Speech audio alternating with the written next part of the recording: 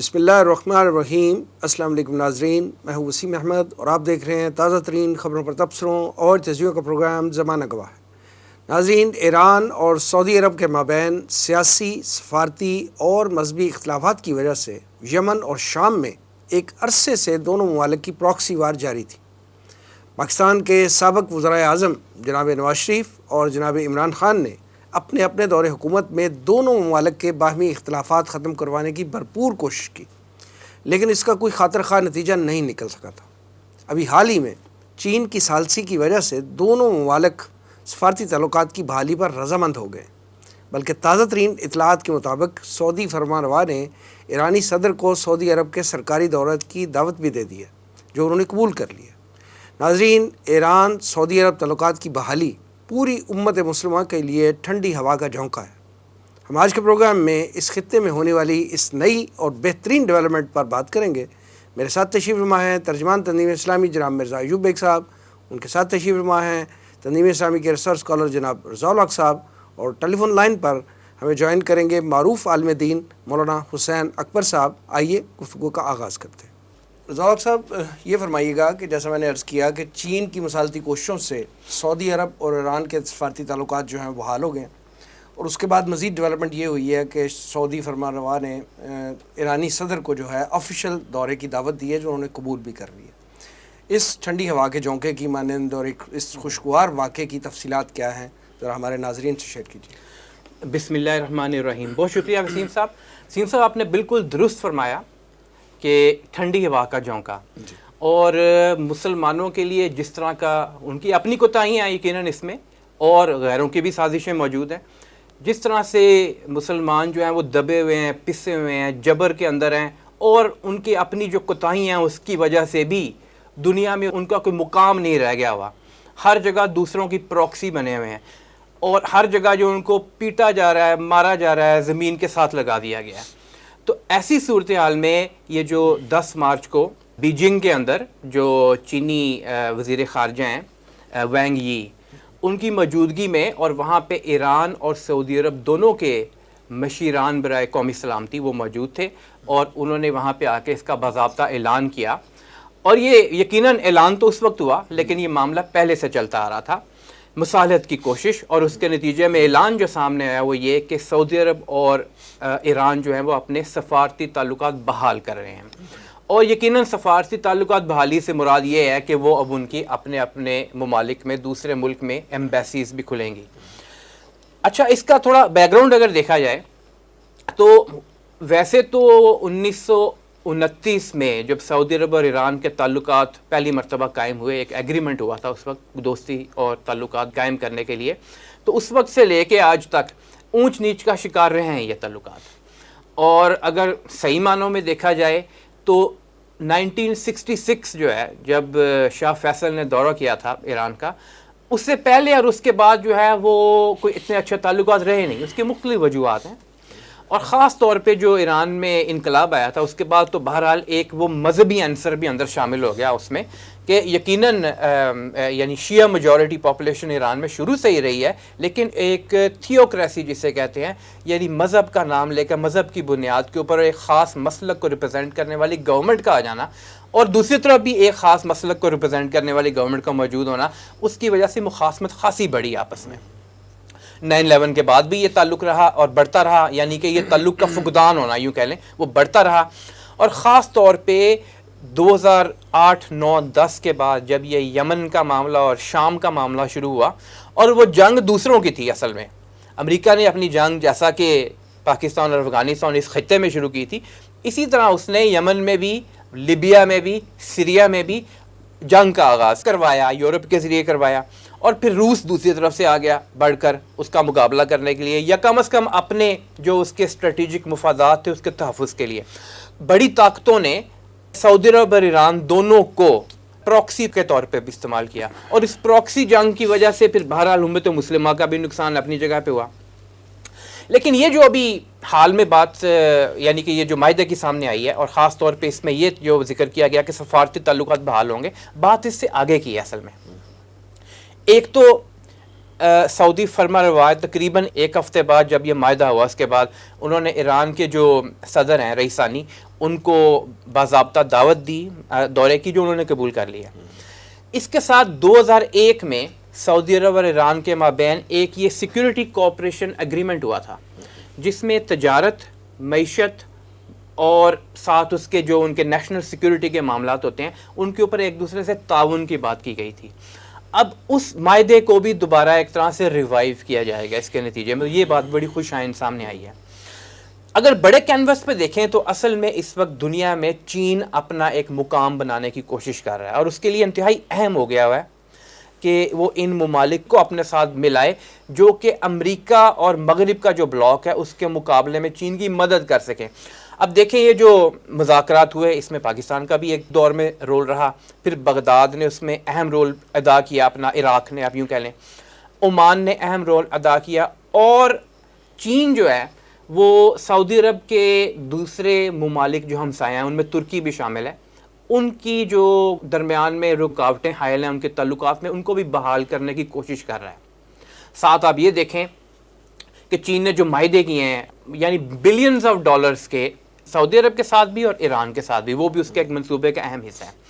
ساتھ یہ کہ چین جو ہے اس کا حالیہ دورہ جو ماسکو کا ہے اس میں صدر پیوٹن سے جو ملاقات ہوئی ہے خاص طور پہ وہ امریکہ کو خاص طور پہ بہت چبھی ہے، کیونکہ امریکہ جو ہے وہ چین کے انسرکلمنٹ اور یہ سارا معاملہ جو ہے وہ اس حد تک بڑھا دینا چاہتا ہے کہ چین جو ہے وہ آئسولیٹ ہو جائے، بالکل علیحدہ ہو جائے، اس کے اوپر پھر مختلف ذرائع سے اٹیک کیا جا سکے، اس کو کمزور کیا جا سکے۔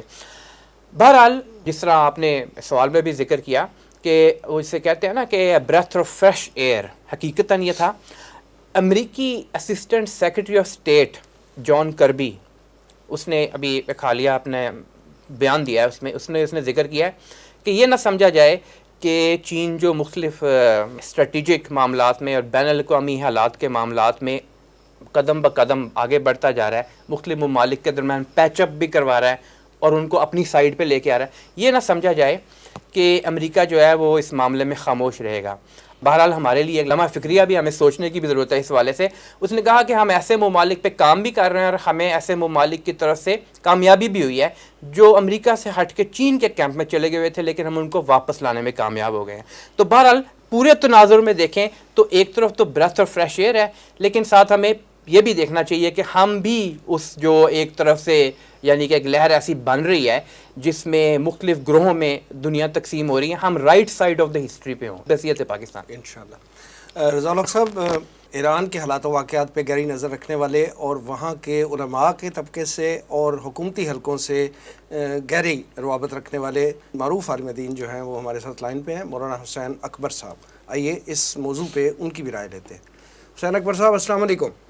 وعلیکم السلام ورحمۃ اللہ وبرکاتہ۔ علامہ صاحب یہ فرمائیے گا کہ چین کی مصالحتی کوششوں سے سعودی عرب اور ایران کے سفارتی تعلقات کی بحالی آپ کی نظر میں کتنی بڑی پیش رفت ہے؟ اعوذ باللہ من الشیطان الرجیم، بسم اللہ الرحمن الرحیم، الحمدللہ رب العالمین والصلاة والسلام علی خاتم الانبیاء والمرسلین وعلی آلہ الطیبین الطاہرین المعصومین وعلی صحابہ المنتجبین۔ میں سمجھتا ہوں کہ خالق کائنات نے امت مصطفیٰ کو صلی اللہ علیہ وسلم کو امت واحدہ قرار دیا ہے۔ من قال لا الہ الا اللہ محمد رسول اللہ فہو مسلم، مسلمان کی تعریف بھی کر دی گئی۔ من یصلی الکعبہ فہو مسلم، مسلمان جو کعبہ کی طرف منہ رکھ کر کے نماز پڑھے، اور باقی شرائط۔ میں سمجھتا ہوں کہ یہ دو مسلمان ملک جو دنیا میں ایک انتہائی عظمت اور اہمیت کے حامل ملک تھے، بے شک دشمن نے ان کے درمیان بدگمانیاں پیدا کر کے اپنے ذاتی مفادات کی خاطر بہت دوریاں پیدا کر دی تھیں۔ پاکستان نے بھی ان دونوں کے درمیان مصالحت کے لیے بہت کوششیں کی، لیکن کامیابی نہ ہو سکی۔ عراق میں بھی ان کی مصالحت کے لیے مذاکرات ہوتے رہے دونوں ملکوں کے، لیکن نتیجے ثابت نہ ہوئے۔ لیکن میں سمجھتا ہوں کہ پھر بھی یہ پاکستان نے کیونکہ آغاز کیا تھا، ابتدا کی تھی، تو یہ کریڈٹ پاکستان کو بھی ملتا ہے کہ آج پاکستان کا ایک دیرینہ دوست جو ہے چائنا، اس نے یہ قدم اٹھایا ہے اور دونوں ملکوں کو ایک ٹیبل پہ صرف بٹھایا نہیں ہے بلکہ ان کے سفارت خانے بھی کھل گئے ہیں، اور سعودی عرب کے فرما روا نے ایرانی پریزیڈنٹ کو دعوت بھی دی ہے جو قبول کر لی گئی ہے۔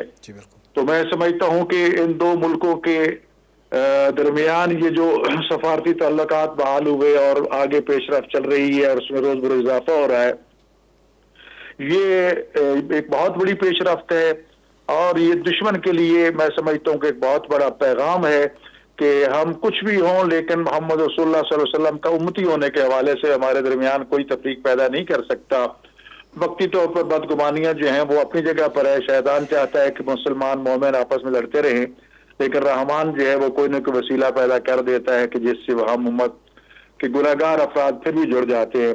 میری نظر میں چین کی مصالحتیں کوششیں جو ہیں وہ انتہائی اہمیت کی حامل تھیں، اور ہم اپنے اس دوست ملک کے بھی شکر گزار ہیں کہ جس نے یہ آگے بڑھ کے دو ہمارے اسلامی ممالک کے درمیان، برادر مسلم ممالک کے درمیان جو خطے میں انتہائی عظمت اور اہمیت کے حامل ہیں، ان کے درمیان مصالحت کروائی، ان کے سفارتی تعلقات، باقی تعلقات کی طرف آگے بڑھنا شروع کیا انہوں نے۔ یقیناً یہ انتہائی اہم قدم ہے اور ہم سب کے لیے خوشی کی بات ہے، اور میں مبارکباد پیش کرتا ہوں دونوں ممالک کے عمائدین کو، ذمہ داران کو بھی، کہ انہوں نے اس سلسلے میں فراخ دلی کا مظاہرہ کیا، اور الحمدللہ آج ہم خوش ہیں کہ دشمن جو ہے وہ ناکام ہوا ہے اور ہم اس مشن میں کامیاب ہوئے ہیں، اور امت واحدہ جو ہے پھر پرچم توحید کے نیچے اکٹھی ہو چکی ہے۔ بہت اچھے جذبات کا اظہار فرمایا آپ نے۔ مولانا یہ بھی بتائیے کہ کیا سعودی عرب اور ایران کے تعلقات کی بحالی سے خطے میں فرقہ واریت اور دونوں ممالک میں جاری جو کولڈ وار تھی، خاص طور پہ یمن میں اور شام میں اور دیگر کئی علاقوں میں بھی، اس کا خاتمہ ممکن نظر آتا ہے آپ کو؟ میں سمجھتا ہوں کہ یقیناً یہ جو پہلا قدم ہے یہ پہلا قدم ثابت نہیں ہوگا، بلکہ یہ آگے بڑھتے رہیں گے قدم، اور اس کے مثبت نتائج جو ہیں وہ یقیناً پورے خطے کے لیے انتہائی مثبت ثابت ہوں گے۔ اور جہاں تک فرقہ واریت کا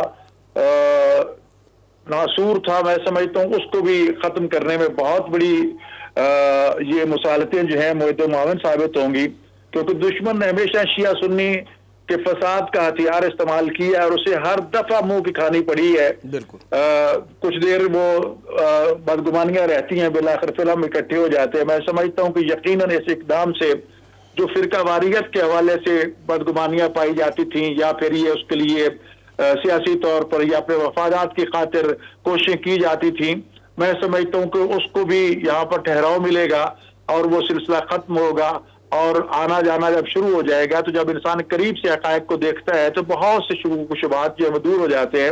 یہاں ہمارے بہت سے اہل سنت دوست یہ کہا کرتے تھے کہ ایران میں کوئی سنی مسجد نہیں ہے، لیکن جب یہاں وفود گئے اور لوگ گئے تو انہوں نے دیکھا وہاں پر سینکڑوں مساجد موجود ہے، تو اس سے بدگمانیاں ختم ہوئی کہ یہ معاملہ تو ایسا نہیں ہے جو بتایا گیا ہے۔ تو میں سمجھتا ہوں کہ جو بدگمانیاں پائی جاتی تھیں وہ نہ صرف اس فرقہ واریت کو ختم کرنے کے لیے معد و معاون ثابت ہوں گی، بلکہ جو مختلف ممالک کے یمن ہے یا شام ہے یا باقی ممالک کی آپ بات فرما رہے ہیں، یقیناً میں سمجھتا ہوں کہ وہاں پر بھی دوریاں ختم ہوگی، اور یمن کے مظلوم مسلمان جو ہیں وہ بھی جس ظلم کی چکی پیس رہے ہیں، اور اس کے پیچھے ظاہر واضح امریکہ اور استعماری طاقتوں کا ہاتھ تھا جن کو اب مایوسی ہو رہی ہے۔ اور میں سمجھتا ہوں کہ خالق کائنات نے اسے قرآن کریم میں فرمایا نا کہ کافر جو مایوس ہو گئے ہیں، فلا تخشون، ان سے ڈرنے کی ضرورت نہیں ہے، ہمیں خدا سے ڈرنی چاہیے۔ تو میں سمجھتا ہوں کہ اس سے یقیناً اس علاقے کے یمن کی جنگ بھی ختم ہوگی، اور شام کے درمیان جو بدگمانیاں تھی وہ بھی انشاءاللہ حل ہوگی، اور اس طرح جب یہ ملک اکٹھے ہو جائیں گے، لبنان بھی، سعودی عرب بھی، چاہے نہ بھی چاہے تب بھی میں سمجھتا ہوں کہ جو دشمن ہے ان کے لیے ایک بہت بڑا پیغام ہے، اور انہیں سوائے مایوسی کو کچھ حاصل نہیں ہوگا۔ اور فرقہ واریت میں سمجھتا ہوں کہ جب سے معاہدہ ہوا ہے، ہمارے بہت سے دوست جو بڑے متشدد ہوا کرتے تھے طرفین سے، اب ان کی زبانیں بند ہو چکی ہیں کہ اب کیا کریں۔ اور پھر آیت اللہ عظمیٰ سید علی خامنئی کا فتویٰ جو ہے کہ اہل سنت بھائیوں کے مقدسات کی توہین نہ کی جائے بلکہ اس کا احترام کیا جائے، اور یہ حضرت آیت اللہ سید علی سیستانی کا فتویٰ کہ اہل سنت جو ہے وہ ہمارے نفس نہیں ہے بلکہ ہماری جان ہے، ہمیں اس طرح ان کا استقبال کرنا چاہیے۔ ہمارے مراجع کے بیانات اور فقہا کے یہ اعلانات جو ہے اس نے بھی فضا کو بہت ٹھنڈا کیا ہے، اور اس سے بہت مثبت نتائج ہمارے سامنے آئے ہیں۔ اور پھر اس سے بڑھ کر جب پاکستان میں سیلاب آتا ہے، ہمارے نجف کے علماء، قم کے علماء، फौरन फतवा जारी करते हैं कि जो आपने माल खुम्स देना है हमारे बुखला को देने की बजाय बराह रास्त उन मुतसरा इलाकों में जाएं और वहां के लोगों को दें, बिला तफरीक, मत ये देखें बहुत कौन अच्छी क्या बात। क्या नहीं है। तो मैं समझता हूँ कि ये सिर्फ पैगाम नहीं था, हुक्म नहीं था, बल्कि इस पे अमल हुआ और हमारे जो सरमायादार लोग थे जिन पे खुम्स वाजिब था उन्होंने खुम्स जो है वहां पर मुस्तहिकीन को पहुंचाया, जिससे और फिजा हमवार हुई। हम तो सभी एक है, दुश्मन हमें दूर देखना चाहता है। तो मैं समझता हूँ कि यकीनन फिरका वारियत भी खत्म होगी इससे और फिर ये जो सर्द जंग जारी थी वो भी खत्म होगी। मौलाना ये भी ज़रा तजिया दीजिए कि सऊदी अरब और ईरान के जो बाहमी ताल्लुकात हैं, जो इश्तराक अगर हम देख रहे हैं कि आगे जाके ये बढ़ता हुआ नज़र आता है, तो क्या खित्ते में इस इश्तराक की वजह से इसराइल के जो तुसी पसंदाना अज़ाइम थे उनमें ये इश्तराक जो है रुकावट बन सकेगा? मैं समझता हूं कि बेशक सऊदी अरब ने अमेरिका के प्रेशर में आकर इसराइल के साथ ताल्लुकात बढ़ाने की कोशिश की, इसमें बहरीन भी आगे बढ़ा, अमारात भी और बाकी जो इलाके की उनकी हमनवाज सल्तनतें थी, हुकूमतें थी, उन्होंने हामी भरी और आगे बढ़े। लेकिन खुदावंद मुतआल ने जो वाज़ेह रसूल अकरम सल्लल्लाहु अलैहि वसल्लम को फरमाया था कि काफिर जो है वो कभी भी आपसे राजी नहीं होंगे, बेशक आप यहूद और नसारा जो है खास तौर पर यहाँ तक कि आप उनके दीन और आइन को तस्लीम कर लें। तो बात वही है कि इन पे जितना एतमाद करके देख लो, जब कुरान की नस्स सरी मौजूद है तो मैं समझता हूं कि वो कभी भी हमारे मफादात के लिए कंप्रोमाइज करने को तैयार नहीं होंगे। और कोशिश करके देख ली हमारे दोस्त ममालिक ने, लेकिन नतीजा उन्हें वो नजर नहीं आया, नतीजा वही मनफी सामने आया। आज आप देख रहे हैं कि फिर उन्होंने जिन बस्तियों को ममनू करार दिया था आज फिर वो खोल दी गई है और वहां पर यहूदियों का आवाज किया जा रहा है। कहाँ गए आलमी मुआहदे, कहाँ गए करारदादें, कहाँ गए मुसलमानों ने फलस्तीन की हिमायत? तो मैं समझता हूं कि सऊदी अरब को भी इस चीज का इल्म हो चुका है, ईरान तो पहले इसके खिलाफ था और अब फलस्तीनियों की हिमायत में था। मैं समझता हूं कि अगर ज्यादा नहीं तो कुछ ना कुछ यकीनन इस इश्तराक से मुसलमानों ने फलस्तीन को फायदा पहुंचेगा और इसराइल तो यकीनन इससे मायूस हो रहा है, अमेरिका भी मायूस हो रहा है। अमेरिका का मायूस होना, इसराइल का मायूस होना एक ही चीज है, क्योंकि वो एक ही सिक्के के दो रुख हैं, वगैरह उनमें कोई फर्क नहीं है। मैं समझता हूँ कि इंशाअल्लाह ताला इन दोनों ममालिक के मिलने से इसराइल जो है उसके भी नापाक अज़ाइम जो है वो खाक में मिलेंगे और वहाँ पर मिल्लत मजलूम फलस्तीनी जो है वो भी उनके जुल्म दौर से महफूज होंगे इंशाअल्लाह ताला। बहुत बहुत शुक्रिया अल्लामा हुसैन अकबर साहब हमें वक्त देने के लिए, जज़ाकल्लाह। बड़ी मेहरबानी। अयूब बेग साहब, अभी आपने मौलाना हुसैन अकबर साहब की गुफ्तगू सुनी और बड़े अच्छे अंदाज में उन्होंने मुस्लिम उम्मा के इत्तफ़ाक़ और इत्तेहाद की बातें की हैं। आप ये फरमाइएगा कि माजी में पाकिस्तान के वज़राए आज़म लेवल तक जो है ईरान और सऊदी अरब के ताल्लुकात की बहाली के लिए कोशिशें होती रही हैं। मुझे बड़ी अच्छी तरह याद है कि जनाब नवाज शरीफ साहब जब कोशिश कर रहे थे इस ज़मन में, तो उन्होंने तो जनरल रहीद शरीफ को भी साथ ले गए थे, सऊदी अरब भी, और फिर वहाँ से ईरान चले गए थे। इसी तरह बाद के अदवार में भी जनाब इमरान खान साहब ने भी जो है वो बड़ी भरपूर कोशिश की इस हवाले से सऊदी अरब और ईरान के ताल्लुकात की बहाली में, तो लेकिन कुछ खतरखा कामयाबी हासिल नहीं हो सकी थी। तो आप क्या समझते हैं कि पाकिस्तान जो है वो इस मुसालती मिशन में कामयाब क्यों नहीं हो सका? बिस्मिल्लाहिर्रहमानिर्रहीम।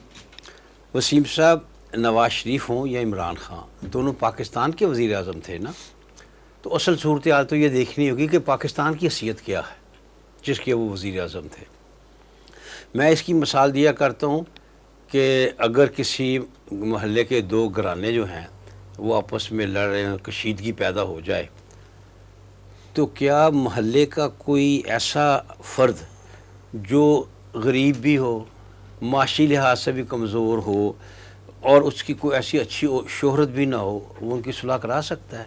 नहीं करा सकता। लेकिन बेग साहब, अगर वो घराना जो है वो दोनों के लिए मुखलिस हो तो ये तो फ़र्क तो पड़ेगा ना। वो मुखलिस होना अपनी जगह पर है, असर अंदाज होने के लिए आज कुछ और चीज़ें चाहिए। आपने देखा क्यों नाकाम हुए थे। यकीनन आपने ठीक कहा, नवाज शरीफ ने भी बड़ी कोशिश की, राइल शरीफ को साथ भी ले गया, इमरान खान ने भी कोशिश की, लेकिन नहीं हो सकी, इसलिए कि पाकिस्तान की कोई अहमियत नहीं थी जिसके वो वज़ीर आज़म थे। असल बात ये है, नाकाम होने की उसको वजह एक ये भी थी कि उस वक़्त सऊदी अरब अमेरिका की बड़े ज़ोरदार गिरफ्त में था। सऊदी अरब के लिए सोचना भी बहुत मुश्किल था कि वो ईरान जिससे अमेरिका के ताल्लुकात अच्छे नहीं हैं उनसे वो सुलह कर ले। सऊदी अरब के अमेरिका के साथ बड़े गहरे ताल्लुकात थे, बल्कि यूँ कह लीजिए कि अमेरिका का काफ़ी हद तक सऊदी अरब पर एक दबाव, एक कब्ज़ा था। वक्त गुजरने के साथ साथ सऊदी अरब ने भी ये यही- रियलाइज़ किया है कि खित्ते के ममालिक के साथ ताल्लुकात यही नॉर्मलाइज मैं- करने में जो है वो उसकी बेहतरी है। ईरान के तो अब शुरू हुआ है ना, अमान से उससे पहले सऊदी अरब ने जो है वो जी। अपने ताल्लुकात बहाल किए हैं और ये बहुत बेहतर बात है। आहिस्ता आहिस्ता सऊदी अरब भी अमेरिका के उस चुंगल से पंजे निकल रहा है। है। और अब तो देखिए ना, तेल के मामले में उसने क्या किया है, अमेरिका का मुतालबा माना है? नहीं माना। उसने भी रियलाइज़ किया कि ज़्यादा बेहतर है कि खित्ते के ममालिक से ताल्लुक़ रखा जाए। और ईरान का मामला ये है कि ईरान जो है वो इनकलाब के फौरी बाद, क्या नारा था उस इनकलाब का? शैतान बुज़ुर्ग, अमेरिका शैतान बुज़ुर्ग। और अमेरिका के बारे में अवाम में ऐसी जहर घोल दी गई थी, और मैं समझता हूँ ऐसी गलत नहीं घोली गई थी कि उसका बहुत जल्द उससे टर्न लेना कोई इतना आसान नहीं था। शैतान बुज़ुर्ग की टर्म बड़ी जामे टर्म है और उसके कि दुनिया की सबसे बड़ी बुराई। फिर अब देखिए किसने सुलह कराई है? चीन ने, जो इस वक्त दुनिया की सबसे बड़ी इक्तिसादी क़ुव्वत है, जो अगर सऊदी अरब से ताउन कर सकती है तो उसने ईरान को भी बहुत बड़ा पैकेज दिया है, ग़ालिबन $400 अरब का। ये चीज़ें बड़ी काउंट करती हैं कि आपकी सुलह कौन करवा रहा है, उसकी हैसियत क्या है, वो आपको उसके बदले में क्या दे सकता है। तो ये वजह है कि चाइना ने किया। और सऊदी अरब तो अमेरिका से तंग आया हुआ खिसक ही रहा था थोड़ा सा मशरक़ की तरफ, उसे ये मसला हुआ। और ईरान का जो है, ईरान को ज़ाहिर है फ़ायदे भी थे इसमें, और फिर ये कि उसे भी मालूम था कि मेरा जो वो शैतान बुज़ुर्ग है उसके ख़िलाफ़ ये एक मजबूत स्टेप होगा। और ये दोनों बहरहाल जानते तो थे कि हमारे दोनों के लड़ने से हमारे दुश्मन खुश हो रहे हैं, उसके बावजूद वो लड़ते चले जा रहे थे। होता है ना, आदमी अपने मफाद को समझते हुए भी उस पर नहीं चल सकता अपनी पुरानी पॉलिसियों की वजह से, जिस तरफ पहले वो गामज़न है। तो लिहाजा मैं समझता हूँ चीन इसलिए कामयाब हुआ कि वो एक इक़्तिसादी क़ुव्वत है। और अब चीन सिर्फ इक़्तिसादी क़ुव्वत नहीं है, अब चीन एक अस्करी क़ुव्वत भी है। चीन अस्करी तौर पर भी ईरान को बहुत कुछ दे सकता है और सऊदी अरब की भी हमायत कर सकता है। लिहाजा सुलह करने वाले ये समझ सकते हैं कि जो सुलह करवा रहा है वो हमें दे क्या सकता है, और ये एक बहुत बड़ा मैटर था। और पाकिस्तान इसलिए नाकाम रहा कि पाकिस्तान अपने पाँव पे खड़े होने के काबिल नहीं था, उन्हें क्या देता। लिहाजा वो नवाज शरीफ हों या इमरान खान, दोनों की कोशिश, इन दोनों के खुलूस और इखलास से से इनकार बढ़कर नहीं किया जा सकता। दोनों की ख्वाहिश होगी, दोनों चाहते होंगे, क्योंकि पाकिस्तान भी इसी खत्ते का था। और ख़ास तौर पर ईरान जो था वो पाकिस्तान के लिए बहुत बड़ा मसला था कि पाकिस्तान के उस वजह से ईरान से ताल्लुकात जो बिगड़ रहे थे, पाकिस्तान नहीं चाहता था कि ईरान से ताल्लुकात बिगड़े। नवाज शरीफ ने भी इसीलिए ईरान को कोशिश की मनाने के लिए, और इमरान खान ने भी, लेकिन दोनों नाकाम रहे इसलिए कि पाकिस्तान की अपनी कोई हैसियत नहीं थी। रज़ाउल साहब ये फरमाइएगा कि सऊदी अरब और ईरान के सफारती ताल्लुकात की बहाली के हवाले से जो है, जब ये बात होगी कि ये सफारती ताल्लुकात बहाल हो रहे हैं और आइंदा चंद दिनों में जो है ईरानी सदर का दौरा भी इंशाअल्लाह हो जाएगा, तो इस ताल्लुकात की बहाली के हवाले से सऊदी अरब और ईरान को दाखिली और ख़ारजी सतह पर किस तरह के चैलेंजेस का सामना होगा आपकी नज़र में? वसीम साहब देखिए, जहाँ तक खारजी, मैं पहले खारजी को एड्रेस करना चाहूँगा। खारजी मामला तो दोनों को एक जैसे ही तकरीबन उनका सामना करना पड़ सकता है। उसकी वजह यह है कि जब दोनों के ताल्लुकात बहाल करवाने में चीन का एक किरदार है, और कलीदी किरदार चीन का ही है, साथ उसके जो दोस्त अरब ममालिक हैं उनमें कतर भी है, ओमान भी है, मिस्र भी है, इराक़ भी है, उन्होंने भी अपना अपना रोल अदा किया। पाकिस्तान ने भी, जैसा कि बेग साहब भी फरमा चुके हैं पहले, उन्होंने बड़ी तफसील से बताया। तो एक तो ये कि ये ममालिक, और साथ फिर देखिए कि जो तनाज़ुर दुनिया का इस वक्त रूस यूक्रेन जंग की वजह से बन चुका है, उसको हम नज़रअंदाज कतई नहीं कर सकते, बल्कि इसका इंतहाई अहम रोल है दुनिया में जो भी इस वक्त वाक़यात दरपेश आ रहे हैं, जो भी डेवलपमेंट्स दुनिया में हो रही हैं, जिस तरह के भी आपस में इत्तेहाद बन रहे हैं, उनमें एक इंतहाई अहम रोल है इस वक्त का, इन हालात का जिसमें दुनिया खड़ी है। और वहाँ चीन का ताकतवर हो जाना और यूक्रेन रूस जंग का अपनी जगह पे इंतहाई अहम रोल। उसकी वजह यह है कि रूस की यूक्रेन के ख़िलाफ़ जंग दर हकीकत प्रॉक्सी है अमेरिका और यूरोप के साथ एक जंग की। जो रूस है वो यूक्रेन के ऊपर तो हमलावर हुआ, لیکن راستہ روکا اس نے امریکہ اور یورپ کا اپنے دروازے تک پہنچنے میں. تو یہ سمجھیں کہ ان کی ہی آپس میں ٹسل چل رہی ہے. اب یہی ممالک جب دیکھیں گے ان میں امریکہ بھی ہے, مغربی یورپ بھی ہے, اور پھر اسرائیل بھی ہے. سر چائنا اس حوالے سے بھی تو بڑا پازیٹیو رول ادا کر رہا ہے نا. جی چائنا کا رول اس حوالے سے انتہائی اہم ہے. چائنا نے کہا کہ ابھی جو دورہ حالیہ ہوا ہے صدر شی کا اور صدر پیوٹن سے بھی ملاقات ہوئی ہے, تو اس میں کہا یہی ہے, چین ہمیشہ سے یہی کہہ رہا ہے کہ اب ان چیزوں کو مذاکرات کے ذریعے حل کیا جائے. لیکن مغرب جس ایک پوری سوچ اور فکر کے ساتھ یوکرین کو پش کر رہا تھا, آپ کو پتہ ہے کہ اب بھی فن لینڈ, ہنگری اور چند ایک اور ممالک, سویڈن کا بھی ان میں ذکر تھا, ترکی نے بہرحال اس کو بلاک کر دیا, وہ نیٹو میں شمولیت کے لیے ابھی بھی کوشش کر رہے ہیں. اور اس کا مقصد کیا ہے کہ روس کے قریب ترین جتنے ممالک ہیں, مشرقی یورپ جسے کہتے ہیں ہم, ان کو نیٹو میں شامل کیا جائے. مقصد یہی تھا یوکرین کے ذریعے رشیا کی انسرکلمنٹ کا جو اپنا مقصد ہے اس کو پورا کیا جائے. لیکن بہرحال سعودی عرب اور ایران کو اب بہت محتاط ہونا پڑے گا, کیونکہ یہ جو مغرب ہے اس میں خاص طور پہ امریکہ اور اسرائیل وہ اس کو ٹھنڈے پیٹوں بالکل قبول نہیں کریں گے. اچھا یہ تو بیرونی سطح پہ معاملات ہوئے. بیرونی سطح کے معاملات کو کئی مرتبہ مغرب ڈائریکٹلی استعمال کرتا ہے, یعنی خود حملہ کر کے بھی کئی ممالک پہ شروع کر دیتا ہے. شاید سعودی عرب ایران کے معاملے میں نہ ہو, اگرچہ اسرائیل کی طرف سے خطرہ بہرحال موجود ہے, لیکن زیادہ وہ یہ کرتا ہے کہ اندرونی طور پہ مختلف ممالک کو کمزور کرنے کے لیے سازشیں بھی کرتا ہے, مداخلتیں بھی کرتا ہے. وہ کئی دنیا کے اکثر ممالک میں ہم دیکھ چکے ہیں جو کمزور ہیں وہاں پہ, اور جو جن کے ساتھ دشمنی ہوتی ہے امریکہ کی, وہاں کوشش وہ ضرور کرتا ہے, ہاں کامیاب ہو یا نہ ہو گا علیحدہ بات ہے. اچھا اسی طرح دونوں ممالک کو ایک اور چیلنج کا بھی سامنا ہوگا. ایک تو یہ نا کہ وہاں پہ کوشش کرے گا امریکہ اور اسرائیل اور دوسرے مغربی ممالک کہ ان کی عوام کو ان کے اندر جو مختلف طاقت کے مراکز ہوتے ہیں ان کو اٹھائے, ابھارے, کہ وہ کسی طرح وہاں پہ جو اس وقت گورنمنٹ چل رہی ہے اس کو وہ اوور ٹرن کریں, ان کو ہٹائیں وہاں سے, اور پھر یہ کہ دوبارہ نئے سرے سے امریکہ کی حق کی پالیسی, امریکہ کی طرف جانے کی پالیسی شروع کرے یا دوسری طرف کی پالیسی, اور چین کو چھوڑے. لیکن ساتھ ساتھ یہ بھی دیکھنے کی ضرورت ہے کہ سعودی عرب اور ایران دونوں میں ایک طویل عرصے سے مذہبی نوعیت کی حکومتیں موجود ہیں. اچھا سعودی عرب میں اگرچہ بادشاہت ہے, لیکن وہاں پہ کیونکہ حرمین شریفین ہے تو وہاں ہمیشہ سے جو علماء ہیں ان کا ایک اہم رول رہا ہے. اور بہرحال سعودی عرب کا ایک جو قبائلی نظام ہے اس کا بھی ایک اپنی جگہ پہ اہمیت ہے, اور اس میں اسلام اور اس کا کلچر جو ہے وہ ان کے اندر شامل ہے. ان دونوں ممالک میں خاص طور پہ, ویسے پوری دنیا میں ہوتا ہے, لیکن ان دونوں ممالک میں خاص طور پہ جسے آپ ہاکس اور ڈوز کہتے ہیں نا, یعنی کچھ لوگ جو کہ ہر وقت دوسرے کے خلاف کچھ نہ کچھ کارروائی کرنا چاہتے ہیں, انہیں ہاکس کہا جاتا ہے. اور کچھ ڈوز ہوتی ہیں یعنی کہ وہ انتہا پسندوں کی جو وہاں پہ گروپس ہیں وہ کوشش کریں گے کہ یہ کسی نہ کسی طرح, کئی مرتبہ ایسا بھی ہوتا ہے نا کہ ان کی جو دکان چل رہی ہوتی ہے وہ 40 بنیاد کر جاتے ہیں, وہ پھر ان کے لیے ضروری ہوتا ہے کہ کہیں نہ کہیں ان کے ساتھ مخاصمت رہے, تاکہ ان کی دکان میں نے لفظ یوز کیا تھا کہ چیلنجز ہے نا, یہ چیلنج داخلی بہت بڑا چیلنج ہوگا دونوں ممالک کے اس طرح کے جو معاملات ہیں, جو ہاکس ہیں, ہاکس بہت بڑا چیلنج ہوں گے. اور پھر یہ کہ بہرحال یمن میں اور شام میں وہاں پہ دونوں کی جنگ بھی چلتی رہی ہے, جن پروکسیز کو وہ سپورٹ کرتے رہے اپنے اپنے طور پہ وہ بھی موجود ہیں, تو کیسے ان کو ڈس انگیج کریں. بہرحال ایک لمبا پروسیس ہے, لیکن کیونکہ چائنا اس کے اندر انوالو ہوا ہے تو امید کی جا سکتی ہے سے دونوں ممالک اس کا آغاز کریں گے تو انشاءاللہ تعالیٰ کامیابی ملے گی. ایوب بیگ صاحب, اگرچہ ہم سعودی عرب اور ایران کے سفارتی تعلقات کی بحالی کے حوالے سے بات کر رہے ہیں, لیکن پاکستان کے معاشی معاملات کے حوالے سے ایک انتہائی اہم ڈیولپمنٹ ہے جس حوالے سے میں چاہوں گا کہ آپ کا تجزیہ آئے کہ وزیر خزانہ نے چند روز پہلے سینٹ میں خطاب کرتے ہوئے یہ بات کہی ہے.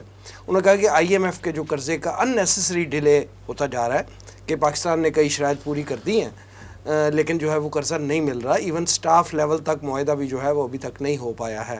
تو انہوں نے کہا جی کہ آئی ایم ایف جو ہے نا کچھ غیر روایتی شرائط جو ہے وہ عائد کر رہا ہے. پھر انہوں نے پاکستان کے ایٹمی حوالے سے بات کی, میزائل ٹیکنالوجی کے کہ کوئی ہمیں ڈکٹیٹ نہیں کر سکتا اور ہم اپنا کریں گے, اور پاکستان کا ایٹمی پروگرام بڑا محفوظ ہے اور یہ ہے اور وہ ہے. اور اسی کا جب ہوا آئی ایم ایف کے ایک عہدیدار سے اس کا جواب مانگا گیا کہ کیا آئی ایم ایف اس طرح کی شرائط پاکستان پہ عائد کر رہا ہے, تو انہوں نے کہا کہ ایسی تو کوئی بات نہیں. تو مطلب یہ کہ یہ دونوں طرف سے متضاد جو ہے وہ بیانات اس ایشو پہ آئے ہیں. ماضی میں یہ ایک پریکٹس رہی ہے عالمی مالیاتی اداروں کی کہ وہ پاکستان کو اس طرح آرم ٹویسٹ کرتے رہے ہیں کہ ایون جب وہ جی ایس پی پلس والا معاملہ تھا تو اس میں بھی ایک شرط عائد کر دی گئی تھی کہ جی پاکستان جو ہے سزائے موت کی جو ایک وہ جو شرط ہے وہ ختم کرے، حالانکہ وہ پیورلی معاشی معاملہ تھا، ایک پاکستان کی ایکسپورٹ کا کوٹے کی بات تھی اور اس میں اس طرح کی شرط تھی. تو اس میں بھی کہیں آپ کو ان بٹوین یہ جو اسحاق ڈار صاحب نے بات کی ہے سینٹ میں کوئی حقیقت نظر آتی ہے؟ اور آئی ایم ایف کے عہدیدار کا بیان اس پہ آ جانا کہ نہیں ایسی قطعاً کوئی بات نہیں، حقیقت کیا ہے آپ کے خیال میں؟ وسیم صاحب ایسا ہے کہ سب سے پہلی بات تو یہ ہے کہ یہ بات وزیر خزانہ نے کی کیوں، اور پھر کی بھی سینٹ میں، یعنی کہ جلسے جلوس میں کی، سیاسی بات نہیں، سیاسی بات نہیں ہے، آفیشیل سٹیٹمنٹ ہے، سینٹ میں کی جو ایک ادارہ ہے باقاعدہ. وزیر خزانہ نے کیوں کی؟ وزیر دفاع خواجہ آصف نے کیوں نہیں کی، جن کا تعلق بہرحال بنتا تھا غیر روایتی اسلحہ کے حوالے سے؟ بلاول بھٹو نے کیوں نہیں کی؟ وہ وزیر خارجہ تھا، اس کا بنتا تھا. وزیر خزانہ نے کیوں کی؟ یہ بات سمجھ سے بالا تر ہے کہ انہوں نے یہ بات کیوں کی. دیکھیے سچی بات یہ ہے کہ ہر بندے کا ایک ٹریک ریکارڈ ہوتا ہے. ہمارے وزیر خزانہ صاحب کا کچھ معاملہ اس طرح ہے کہ انہوں نے آج سے 25 سال پہلے آئی ایم ایف کو باقاعدہ ایک جال سازی سے پیش کیے حسابات، جس پر پاکستان کو جرمانہ ہوا اور پاکستان کی اگلی حکومت نے اس جرمانے کو ادا کیا. جرمانہ تو اتنا بڑا نہیں تھا لیکن بدنامی بہت بڑی تھی، اس وقت بڑی رسوا ہوا تھا پاکستان کہ پاکستان نے جال سازی کی ہے. پھر یہ کہ ان کا یہ بھی معاملہ ہے کہ انہوں نے اپنے لیڈر نواز، اس وقت تک ان کا نہیں تھا، نواز شریف کے خلاف ایک حلفیہ بیان دے دیا اور پھر وہ حلفیہ بیان سے مکر گئے. لہٰذا ان کی کریڈیبلٹی جو ہے نا وہ بڑی ویک، بڑی ڈاؤن. اب آئے ہیں تو 200 سے کم کر دوں گا، اور آئی ایم ایف جو ہے اس کے میں آنکھوں میں آنکھیں ڈال کر بات کروں گا. یہ ساری باتیں بتاتی ہیں ان کی پرسنالٹی کا معاملہ کہ اس بندے نے بات کی ہے.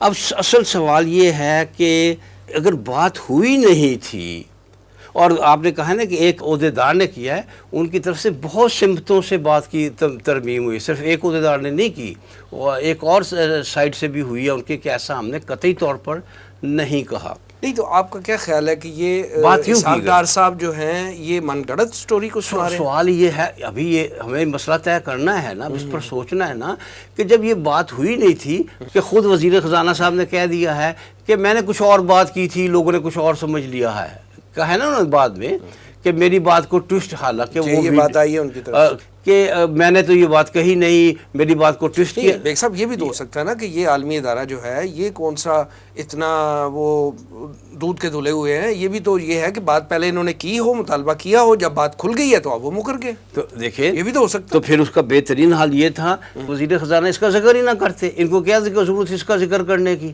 تو بات کھلی ہے تو پھر وہ بیک سٹیپ پہ گئے. میں سمجھتا ہوں کہ وہ جو آئی ایم ایف وغیرہ ہے انہیں اس کی ضرورت نہیں ہے.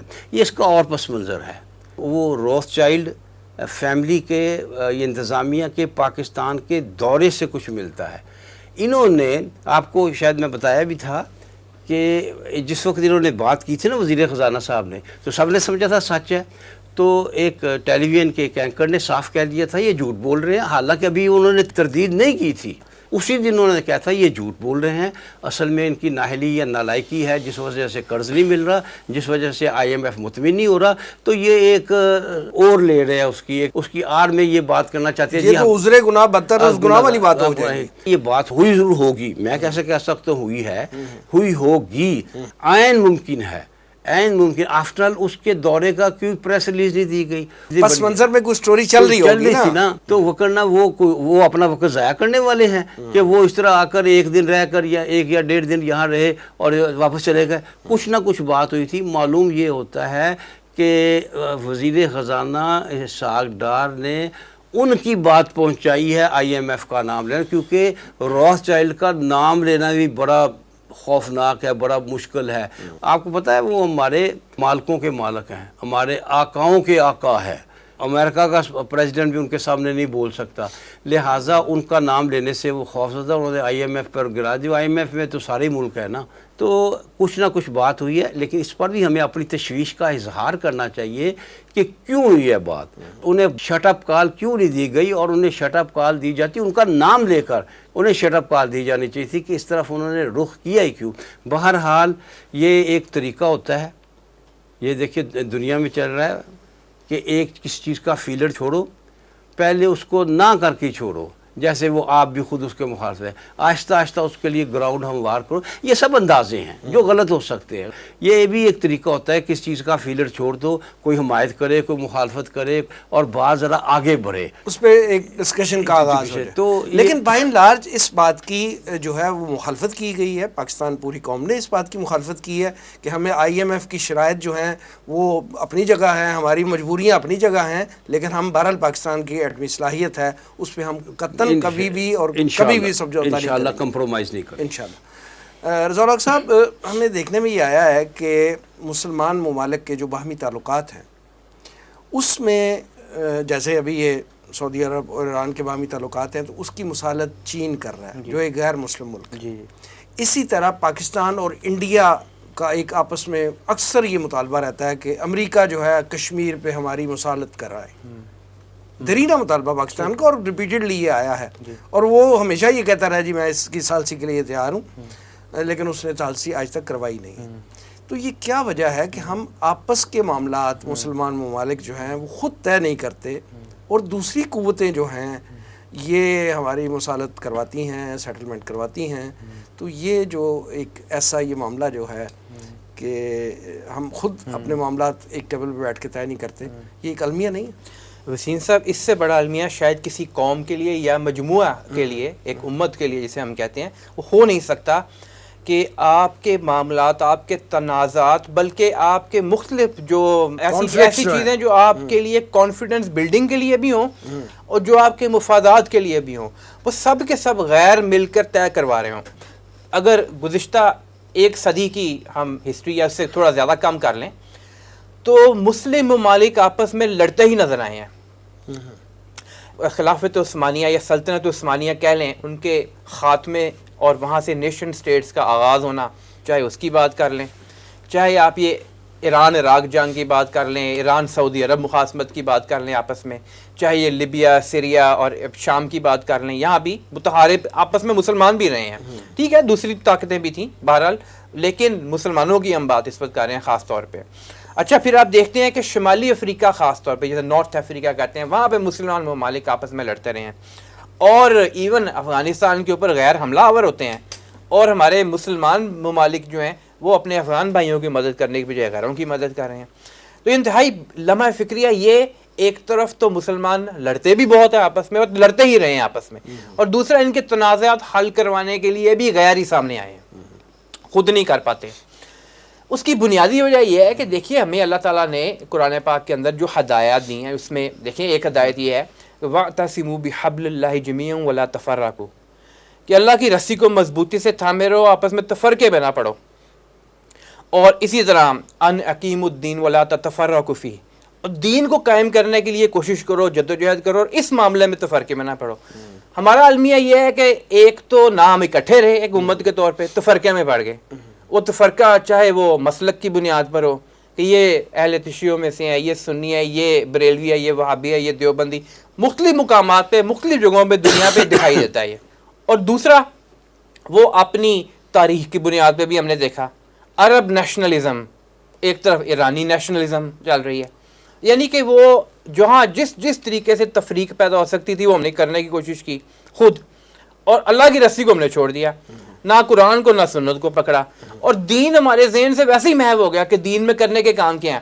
سیاست بھی ایک عبادت ہے، اور سیاست بھی ہم نے ایسی کرنی شروع کر دی جیسا کہ یعنی ایک دوسرے کو دھوکہ دینے کے لیے. تو پوری چیزوں کو، سب چیزوں کو جب جوڑ کے دیکھیں تو ہمارے پاس لیڈرشپ کا اور ویژن کا فقدان، ہم ایک جو اپنا سوچ اور ایک ہمارا رویہ ہوتا تھا اتحاد کی صورت میں، اس کا فقدان، اس کی وجہ سے نہ ہمارے مسلم ممالک کی معیشت سٹرونگ ہو سکی. تیل نکلا تو وہ امیر ملک ہے، ورنہ معیشت کو سٹرونگ نہیں کیا. اسی طرح معاشرت بھی کمزور ہوتی چلی گئی، اور سیاسی لحاظ سے بھی اور بین الاقوامی سطح پہ جو تعلقات ہیں اس لحاظ سے بھی کمزور ہوتے چلے گئے. ان چیزوں کو ہم ایڈریس کریں گے، دوبارہ لوٹ کے آئیں گے تو پھر ہمارے لیے ممکن ہوگا کہ ہم خود اپنے مسائل خود حل کر سکیں. ادروائز یہ کبھی امریکہ کے کیمپ میں بھاگیں گے، کبھی سوویت یونین کے کیمپ میں، کبھی چین کے کیمپ میں. رضا الحق صاحب آپ کی بات اصولی طور پہ بالکل ٹھیک ہے کہ سیاست جو ہے وہ عبادت ہے، لیکن ہمارے ہاں سیاست جو ہے اس کو تو جو ہے وہ ایک الزام، گالی اور وہ دھوکہ دہی کا نام دے دیا گیا ہے. ہمارے ہاں تو کوئی بات کرے تو اس کا جواب دے تو کہا جاتا ہے یہ آپ کا سیاسی بیان ہے، یعنی یہ تو جھوٹ کی بات ہے نا. تو مطلب ہم نے تو الفاظ ہی بالکل الٹا دیے ہوئے ہیں نا. آگے بڑھتے ہیں اور ایوب بیگ صاحب سے بات کرتے ہیں. ایوب بیگ صاحب یہ بتائیے کہ جب ہم دنیا کے سیاسی منظرنامے پہ نظر ڈالتے ہیں تو ہم دیکھتے ہیں کہ امریکہ ہے ایک طرف اور اس کے کچھ الائز ممالک ہیں، اس طرح دوسری طرف ابھرتی ہوئی قوت، بلکہ اب تو اسٹرانگ ہو گئی ہے قوت، چائنا ہے جو اس کے کچھ الائیڈ ممالک ہیں جو اس کا ساتھ دے رہے ہیں. یعنی یہ اب گروپس جو ہیں یہ تھوڑے متحارب بھی ہو گئے ہیں آپس میں، اور ان کی امریکہ کی سرپرستی میں اور چائنا کی سرپرستی میں. یہ ابھی رضا الحق صاحب بات کر رہے تھے کہ یوکرین اور روس کی جنگ جو ہے وہ اس کا ایک شاخسانہ سمجھ لے، تو یہ ایک ان کے متحارب گروپس کی ایک وہ نشانی ہے. تو ان حالات میں جو اس وقت دنیا کے چل رہے ہیں، یہ دو عالمی قوتیں ہیں، ان کے الائز ہیں، اس میں مسلمان ممالک کو کیا لائحہ عمل اختیار کرنا چاہیے؟ میرے خیال میں مسلمان ممالک میں آپ کو حکمرانوں کی اور عوام کی تقسیم کرنی پڑے گی. ایک نظریہ ہے حکمرانوں کا، وہ صرف اس چیز میں بلیو کرتے ہیں کہ ہمیں اقتدار ملنا چاہیے، کسی کاسٹ پہ ملے، چاہے اپنے قومی مفادات قربان کر کے ہوئے. ایک ہے عوام کا معاملہ. عوام میں اگرچہ معاملہ عوام میں بھی ہے کہ وہ عملی طور پر اس طرح مسلمان نہیں ہیں، لیکن ان کے جذبات بہت ہیں، خواہشات بہت ہیں کہ کاش امت مسلمہ جو ہے وہ ایک ہو جائے، واقعتاً امت مسلمہ بن جائے. یعنی یہ جذبہ جو ہے ایک امت مسلمہ بننے والا پوری دنیا کے مسلمانوں میں موجود ہے، عوام میں خاص طور پہ. میں سمجھتا ہوں اگر امت مسلمہ میں یہ ایک ذریعہ ہے، ایسا نہیں کہ صرف یہی وجہ ہے. اگر امت مسلمہ میں جمہوریت بطور طرز حکومت آ جائے تو اس سے بہت فرق پڑ جائے گا. اس سے عوام کی خواہشات ریفلیکٹ ہوں گی، اور اس طرح کی جمہوریت نہ ہو جس طرح کی ہمارے پاکستان میں ہے. صحیح جمہوریت آ جائے تو اس میں یہ میں پھر دہرا دوں اس بات کو، غلط فہمی نہ ہو جائے، یہ وجوہات میں سے ایک وجہ ہوگی. جب آپ کو عوام کی مرضی دیکھنی پڑے گی تو عوام کی مرضی تو یقیناً یہ ہے، اور تمام مسلمان ممالک میں ہے، کہ مسلمان ایک امت کی صورت اختیار کر جائیں اور اپنے مسائل حل کر. دیکھیں آپ نے دیکھا کہ فلسطین کے مسلمانوں کے لیے، آپ نے دیکھا مقبوضہ کشمیر کے مسلمانوں کے لیے، ٹھیک ہے ہمارے حکمران بھی بیان دیتے ہیں. کیوں بیان دیتے ہیں؟ وہ بیان دینے پر اس لیے مجبور ہیں کہ اس لیے کہ عوام میں بڑا اضطراب پایا جاتا ہے، انہیں بڑی تکلیف ہوتی ہے جب وہ کشمیر میں خون بہتا دیکھتے ہیں یا جب وہ فلسطین میں بہتا دیکھتے ہیں. لہٰذا ایک حال یہ ہے، بہت ہیں.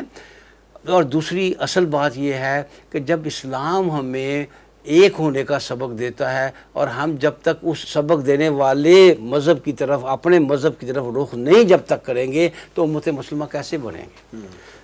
جب نبی اکرم صلی اللہ علیہ وسلم نے فرمایا کہ امت مسلمہ ایک جسم کی مانند ہے، جس کے ایک حصے میں تکلیف ہو تو دوسرا اس کا اثر قبول کرتا ہے، تو پھر تب یہ صورتحال پیدا ہوگی جب ہم واقعتاً، حقیقتاً، عملی طور پر مسلمان ہوں گے. لیکن جب ہم صرف یہ کہ میرے والد صاحب مسلمان تھے، میں نے بھی اپنا نام مسلمانوں والا رکھ لیا ہے، تو سلسلہ چلا، کام سارے وہ ہو رہے ہیں جس سے اسلام روکتا ہے، اور یہ ریفلیکٹ ہوتا ہے ہمارے حکمرانوں میں اور زیادہ بڑھ کر.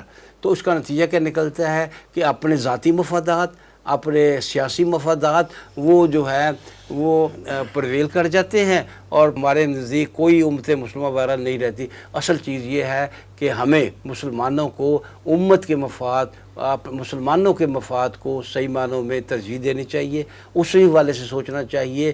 وگرنہ یہ ہے اگر ذاتی سطح پر سوچتے رہے تو یہ تفریق بڑھتی چلی جائے گی اور ہم مزید کمزور ہوتے چلے جائیں گے. اللہ تعالیٰ ہمیں صحیح راستے پر گامزن کرے. آمین.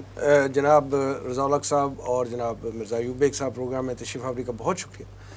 ناظرین یہ تھا آج کا پروگرام. آج کے لیے اتنا ہی. ہمارے تمام سوشل میڈیا پیجز پر اس پروگرام کا فیڈ بیک ضرور دیجیے گا. آپ ہمیں ای میل بھی کر سکتے ہیں. ہمارا ایڈریس ہے media@tanzeem.org. اگلے پروگرام تک کے لیے وسیم احمد کو اجازت دیجیے. اللہ نے کے بعد.